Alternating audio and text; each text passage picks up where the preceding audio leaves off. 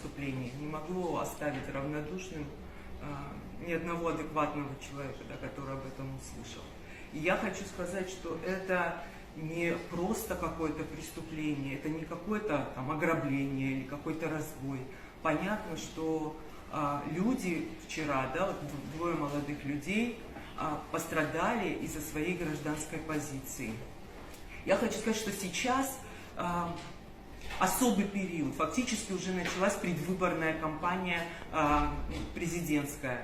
И мне кажется, что у власти сейчас особая ответственность за то, чтобы процесс предвыборной кампании, выборов происходил честно, открыто, конкурентно, справедливо.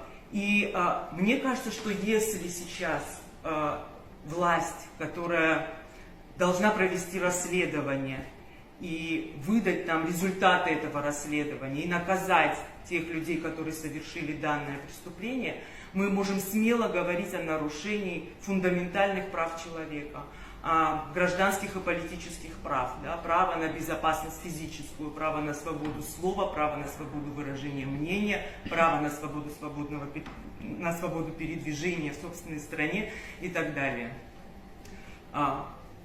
Я согласна с Асидой Шакрыл, которая говорит о том, что сейчас время для того, чтобы наладить конструктивный диалог между всеми силами, всеми адекватными силами в этой стране, и среди власти, и среди оппозиции, для того, чтобы избежать таких серьезных нарушений прав, которые могут сделать, да, усугубить, сделать процесс наших выборов в 2025 году таким, что легитимность этих выборов будет очень низкая. Мне кажется, что в демократической стране очень важна внутренняя легитимность выборов. И для этого выборы должны происходить в особых условиях, с соблюдением всех норм закона, прав и свобод человека.